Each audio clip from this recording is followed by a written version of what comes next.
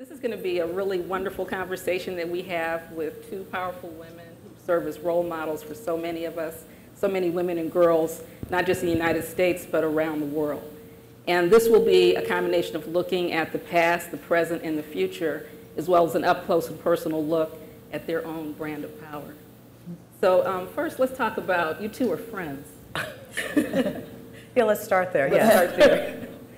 And I know that in some of the positions I've had, people have advised against hiring friends, working with friends, things like that. But I find that it can work well, and it's having someone who has your back and someone you're on the same page with. So could you talk a little bit about that for you two, how you decide to do that? How do you work out when you don't disagree, when you don't agree on things? We never disagree. You never disagree. You know, it's very interesting because Desiree and I have known each other 20 plus years. And I've always had a great deal of respect for Desiree. I always knew how smart she was. That was a given. But we've really become incredibly close as friends. And I think the most important thing is that I trust Desiree.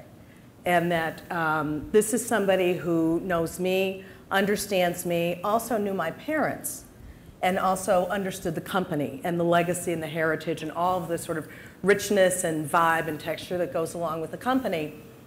And that was very important to me. And as I was really going through a lot of transitions with the company, I'm sure people have read, you know, we've been up, we've been down, now we're up. All of that is great, but you know, you're really looking for someone who can be a real leader and have stewardship for the company, and someone that I can really put my trust in.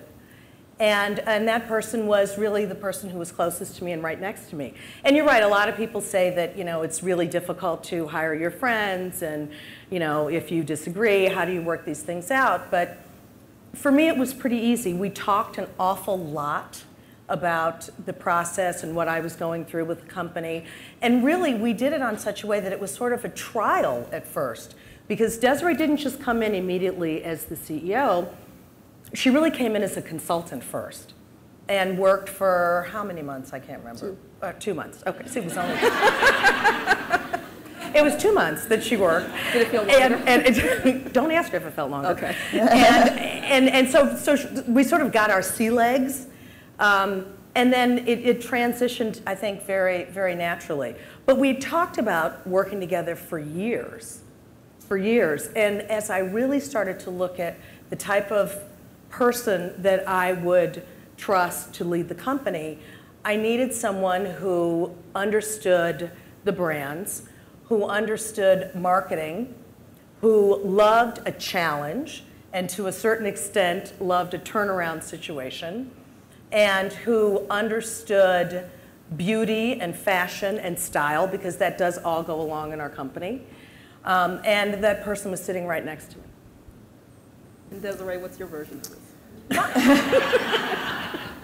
We've rehearsed this, so she has her talking points down. Okay. Linda and I have been together, as she mentioned, probably at least 25 years. And I think over that time, our relationship has just built and built and built and built. And so the foundation for the relationship, and as people cautioned about working with a friend, the foundation that we have, no one can penetrate and no one can shake.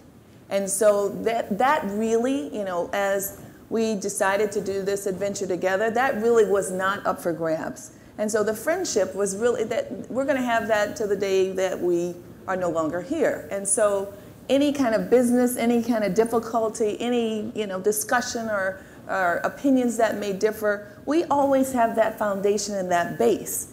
And so all discussions, all decisions between us come from that base. And I think the other thing that's extremely important is, you know, designating the roles. Who was going to do what? Because many times in corporations, you see that people are bickering or fighting, or, you know, there's angst because people don't understand what their role is, and maybe there's crossover, or it's not clear, or it has to be clear.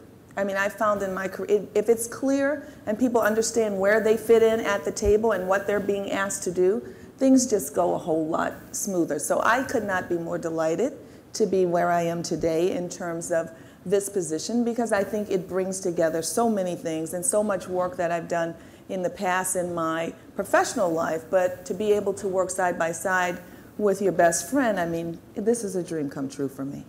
You know, also, I think you have to have mutual respect for one another, and we definitely have that. And Desiree's right. I mean, you really do have to designate what your roles are. I mean, I was the CEO of the company for quite some time, but I also recognized, and this took a lot of soul searching, but I recognized that in order to move this company in a right direction, in the future direction, I needed outside skills. Because for better or for worse, I've only worked at Johnson Publishing Company. And so I realized I really needed to take a step back and to remove myself out of that position, put myself in a chairman's role, which is a completely different position than the CEO. It's much more high level, it's much more of a strategic role, and really sort of protecting the brands and sort of being the brand ambassador for all that we have for Ebony and for Jet and for Fashion Fair Cosmetics, but really allowing, you know, and having enough sense of self and security in myself to say, you know what, I'm going to put in someone that I trust that really is the best person possible, and let it